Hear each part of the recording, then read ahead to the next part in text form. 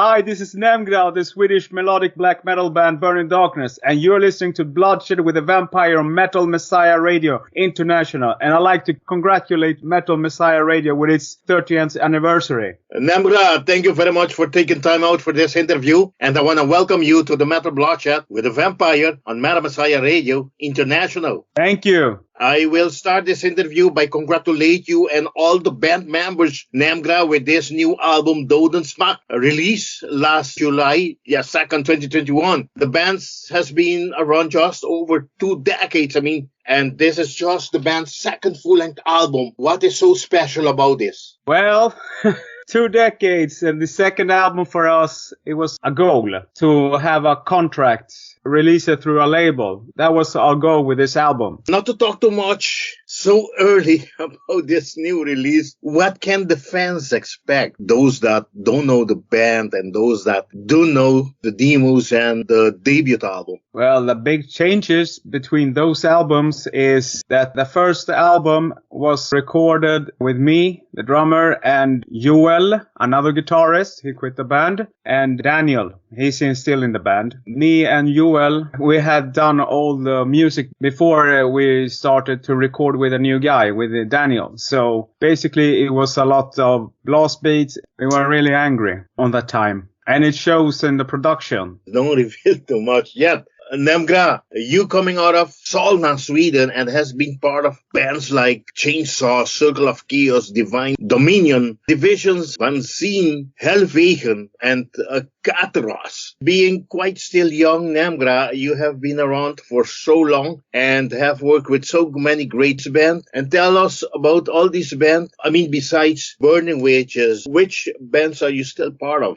How was your experience with the bands that I just mentioned? The bands I'm still on today is, well, of course, Burning Darkness, Draugr, and a Romanian band called Vokodlok.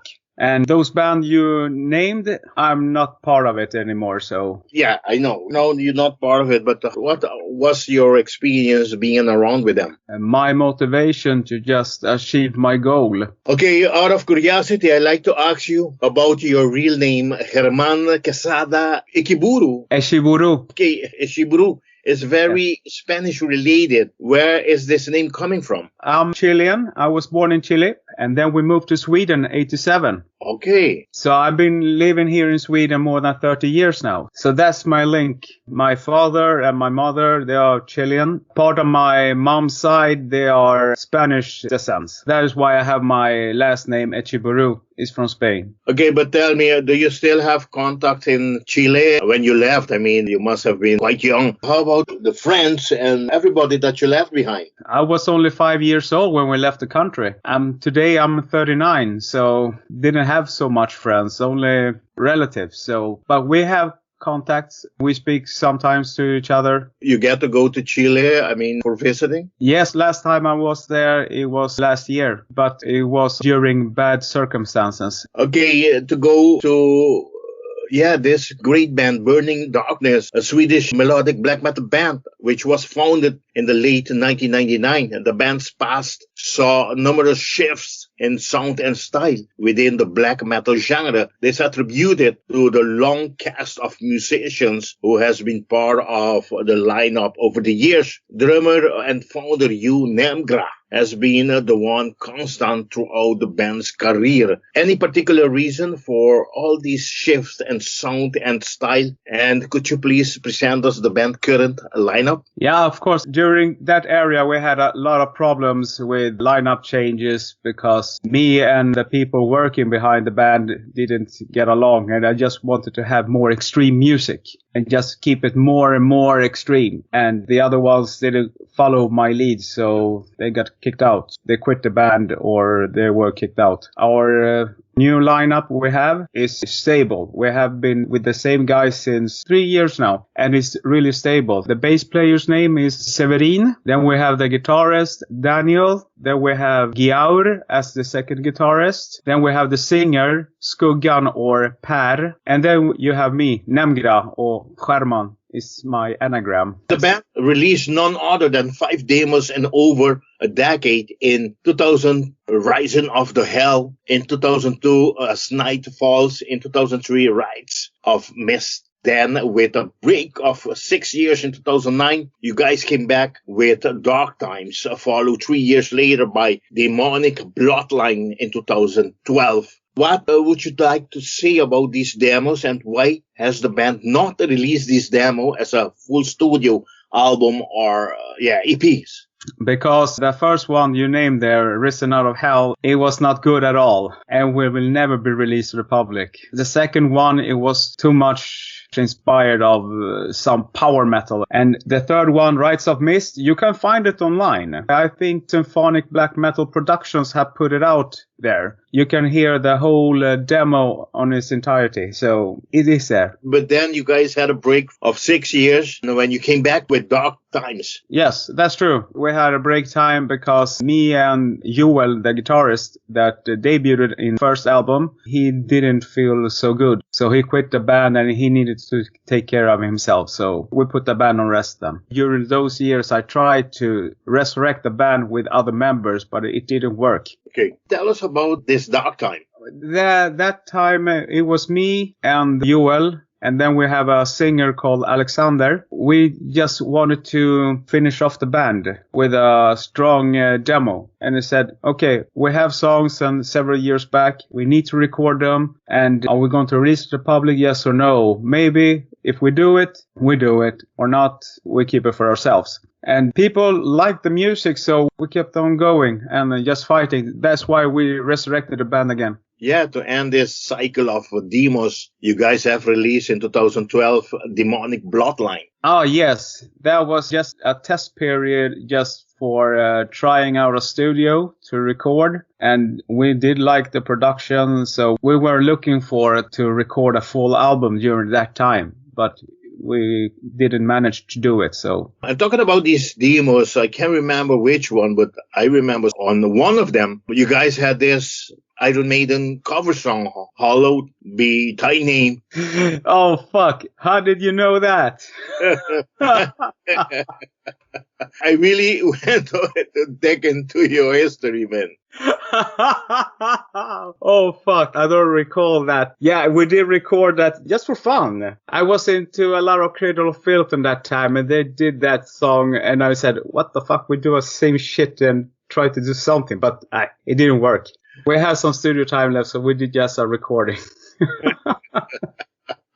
Talking about these demos, I mean, in the demo years, the band frequently frequented the underground venues of the greater Stockholm area and remains as an issues live act to this day. What can you tell us, or what do you still remember of these venues and show back then? Oh, I don't remember so much of them, but what I remember is that I have a lot of good times. It was a lot of places that you could play. And today we don't have that opportunity anymore here in Sweden. It's gone. It's not the same during the end of the 90s and beginning of 00. So it's almost that things we're playing during these underground venues at youth centers or what I call it. They're gone. That's why I don't remember so much of it now. Not to talk so much about it, but do you know what's the reason that this happened? Yeah, they closed it because everything is about money, you know. That's why you don't have these youth centers anymore. After school, you just could go there and just practice some drums to start learning something or just hanging out with friends at that time. It was a meeting point. It's too bad because now you have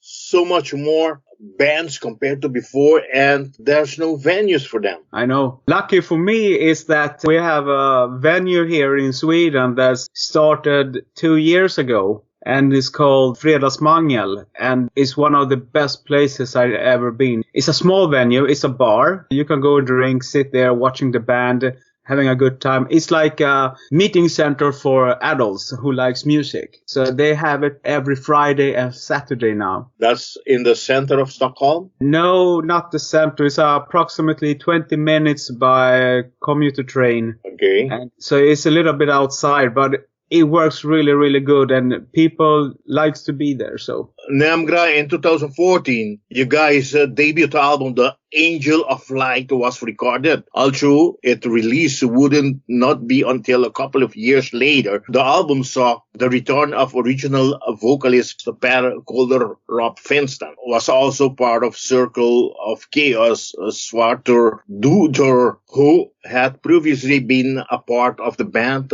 for the first couple of years. The Angel of Light was released on October 20, 2017. How was the reunion between the band and the original vocalist, Per Kolder Rob Finston, been? Awesome. He's a really cool guy. It was the guitarist, Joel, who talked to me and said, "Can you please bring him back?" I said, "Okay, I can talk to him." And he said, "Yes, of course, no problem." He wanted to do something because he didn't do anything at that time with no bands at all. And I asked him, "Do you want to be our vocalist and record this new album?" And he said, "Yes." By the time that you approached him, he was no longer with the bands I mentioned? Yeah. He's in the Circle of Chaos today. It's because of me also, because I took him to the band. All right.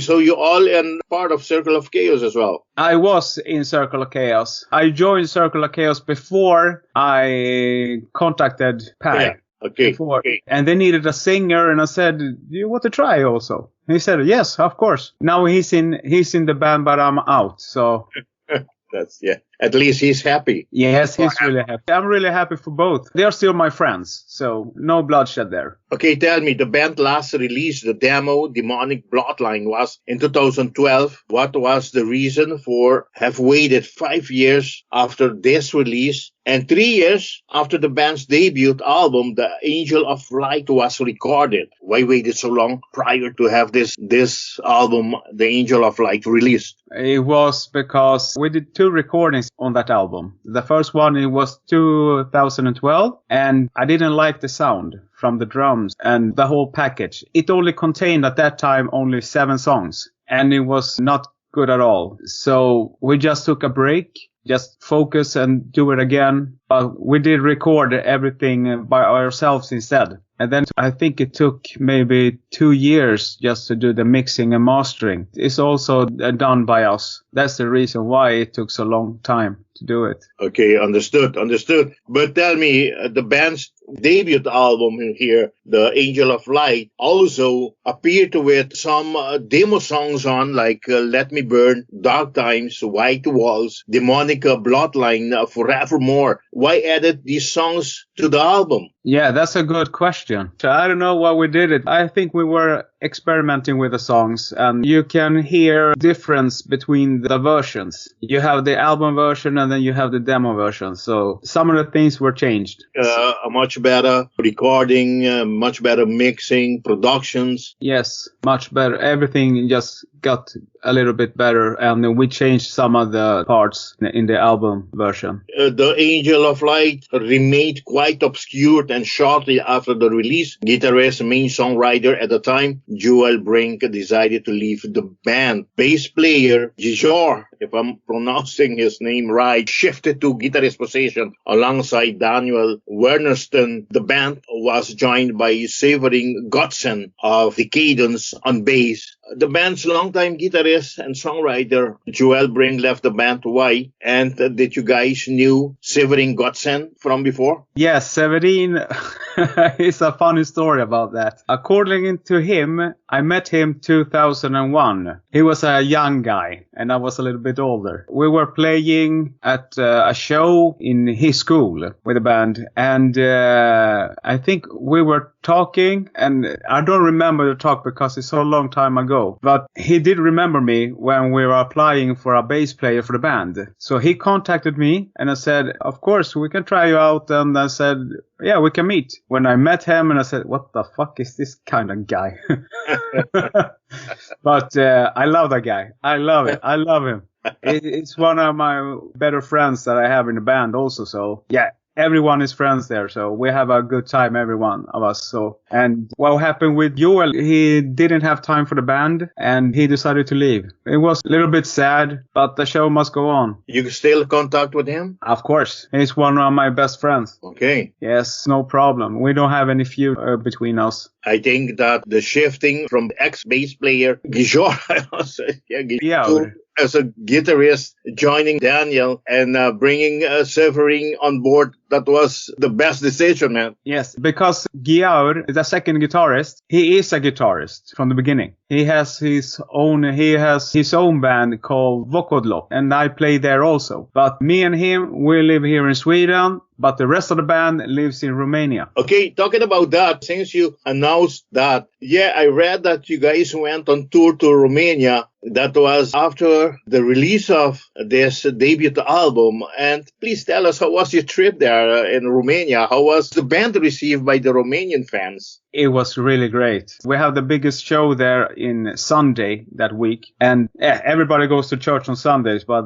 those guys didn't. So I think it was a lot of people just to play in a bigger venue. And it was really, really fun to do it. And we were tired because we did just a short mini tour. That's what we did. A mini tour in Romania. It was, I think it was in 5 days we did 4 venues. Oh, yeah. Yes, but the first day we came there, we just go to sleep because we were tired. Then next day, just starting to pack out those things and just start going with a minivan. So, but do you believe that, yes, you had a good receptions, a good welcome from the fans there? Yes, and people were very grateful and they had fun and they could share with us because I always said, the same person you're talking to me now, I'm the same person you see him on the street. So it's no changeable. It's not like I'm going to stage about, oh, I'm Satan. Fuck you. Yeah.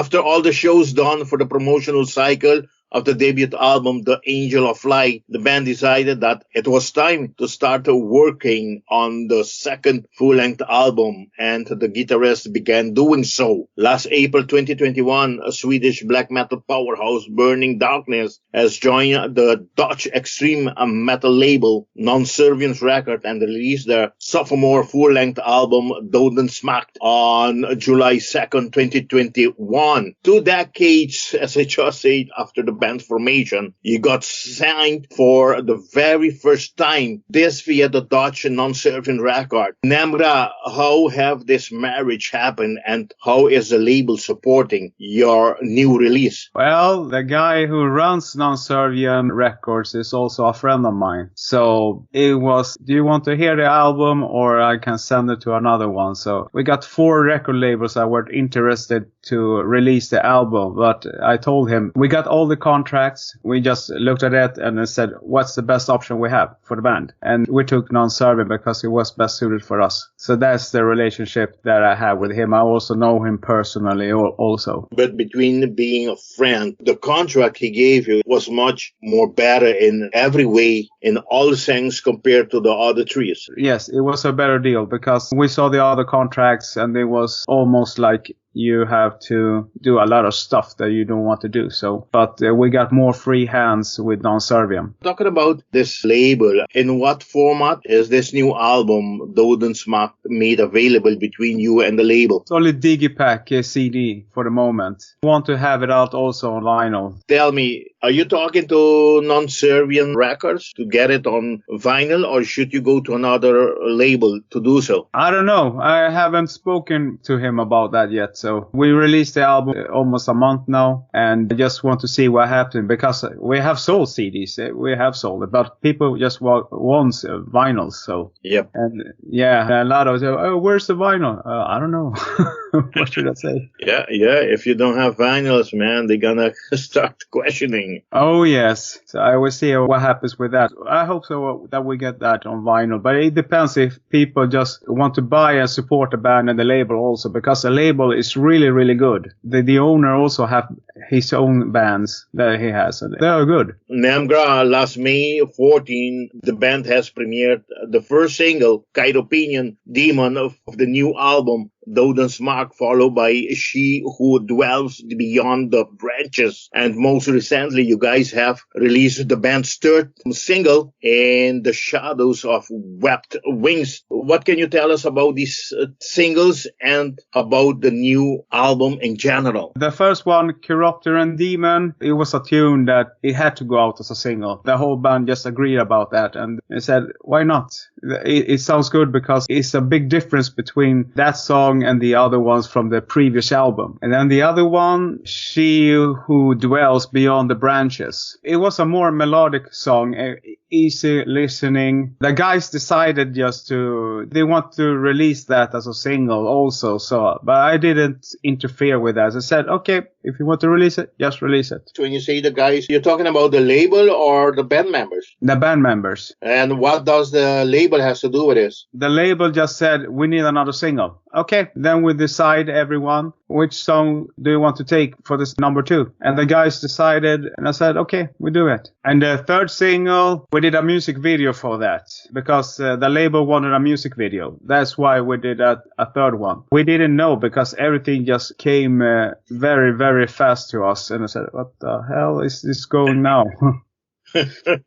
First they wanted 2, then they wanted 3, and I said, okay, we have to do the third one. Plus a video. Yes, and there was a video for that. If I'm not wrong, by the time that you release the second single up to the third single, it was a very short time. Yes, that is the way the label works. That's the way they do it. And I said, okay. That was a really short time between the gaps. It was really short time. So we had a lot to do between those takes anyway. It was a good experience. Then we know to the next time. Anything else you want to say about this complete album in general? I love it. I really like the style, the music that we created together. And I had so much input that I could do with my drumming. And that was the best experience I ever had with the band. And that I always tell them, okay, guys, you can do the songs, but don't interfere with my drumming. That's the best solution we have. Okay. Cheers, man. Cheers. Okay, Dödens Makt, the power of death, is a more varied and atmospheric recording than the raw and intense debut, mixing both fast tempos and very heavy parts, classic melodic tremolos and progressive elements. The lyric themes of death and antichristony are kept from the previous album, but new themes such as horror and Norse folklore are now present as well. The cover artwork depicting a demonic bat-like gargoyle is created by the masterful Lukas Jasak. Please explain us the concept of this cover artwork and the work done with Lukas Jasak. The cover, he was the singer and the other guys in the band that they want to do a better gargoyle bat. And the singer Per, he has worked together before for another band with the same artist. So he had contact with him and he asked him, can you do a better bat or something like that? I don't really know how that conversation went. But the cover for the album, for me, it represents a lot of bats and chaos. That's what I think about and when I see the cover art. Okay, tell me, but as you were saying that you guys were responsible for doing mixing, recording and everything, how was this gone? We did record everything by ourselves this time also. And Daniel, our guitarist, he wanted to mix and mastering it. And he did a really, really good job on this one. He wanted to learn some more, so it became a little experiment for him. I think he sent us the whole album 5 times just to listen and point out some things that we didn't like and just change it during this procedure. He was alone doing it and he was sending you each time that he was changing something. Yes. Okay. I'm sorry, he's the one living in Romania? No. He's living here in Sweden. Oh, and there was no way that you could have done it together? Because of our work schedule that we have. I only work during days. The guitarist, he works early mornings and he needs to sleep. And the other guitarist, Giaur, he works normal times, 8 to 5 or 8 to 7 sometimes. And the singer, he works sometimes day, sometimes night. So it was the best thing is just to send the files to each other all the time. Rawness is with Atmosphere, the second album from the Swedes, mixing horror, Norse folklore, and a more melodic progressive element to the known formula of black and blacker metal for fans of Mark Greening, Behemoth, Necrophobic, Shining, just to mention some. Seeing we are slowly but surely reaching the end of this 2021, another devastating year for shows and festivals. What is there already scheduled or planned for 2022, Nemgra, in support of this great new album, Dödens Makt? This year we have a small venue playing live at Fredagsmangel. Unfortunately, that will be the only live show we're going to do this year because of our busy schedule for the moment. And next year we hope to get some more places to play. And I have been asked from some guys, so we'll see what happens with that. We want to get out and start playing again, but this pandemic is, well, it's stopped for everyone. Who's handling your bookings? Usually it's me, but at the moment I just want to concentrate on other things. But we have talked about fixing a booking agency. We'll see what happens because everyone here in Sweden at this time during the summer, they have vacation. Okay. Yes, I think that's the best thing you can do. I mean, I believe you're doing a great job doing the bookings, but if you have people in North America, people in South America, and all over around the world, that would be much better in promotion for the band. Of course. And I can agree with you with that. Yeah. I can really do that because it takes a lot of energy just to get those gigs. Yeah. It takes a lot of energy. I need to concentrate also just to start the third album also. We have something in mind already. And talking about this, the band's third full length is something that you guys gonna be start working on it this year self or something for 2022? And when will this be released? We have said as early release 2023, and we have 6 songs for the next album already done. Awesome. So I'll be seeing you back in 2023 in another interview. Of course. Or maybe I can go to the States. If I don't see you before in Europe. Yeah, that's true. That's true. I'm heading to Sweden anytime soon when I'm in Europe again. You go here to Europe? Well, I used to be part of a team that we doing European tour. Well, the team has gone to Sweden Rockfest many times. I did it. I'm looking forward to go with them anytime, maybe 2022. But we're going to Wacken, to Summer Breeze, to Eindhoven Metal Meeting, to Graspop Metal Meeting. They've been to Hellfest. They've been to Inferno Fest. I was going to Inferno Fest last year when this COVID struck and I had to cancel it. The show and everything was canceled. Too bad. So, yes, I'm looking forward to be back in Europe for festivals. That's awesome. I'm usually not that typical guy who likes to go to festivals. I do it sometimes. Okay. I like the bands, but I think in my mind, I just said many years ago, and I said, I don't want to be a person just watching the bands. I want to be there and playing. Oh, yeah. Okay. I feel comfortable being there, watching them, and, had the time to go to the VIP rooms, to go to backstage and talk to them. It feels so good. Awesome, man. Yeah, it feels good. But once again, all this happened because the love you have, because the passion you have for doing it. Of course. I love to create music together with my bandmates, and I love to playing the drums. And I'm not just playing the drums anymore. I also play guitars many years ago. And now this year, due to the pandemic, I started to play piano. Okay. Wow. So, yes, I'm learning piano. Multi-musician. I always wanted to play piano the entire life, so I said, why not? Now it's time. Nemgra, to end this great interview, the microphone of Metal Messiah Radio is all yours to thank whomever you want to thank. But before I hand you over the microphone, Nemgra, for the fans, what is there available? Talking about the fans that are, crazy, they die hard to buy the band's merchandises. Yeah, we don't have so much merchandises at the moment, but it will come. We will put a link when we have everything ready for that. But the album can be bought through Non Serviam Records. Okay. You can buy the album through there. But besides the album, do you have already t-shirts? Not yet.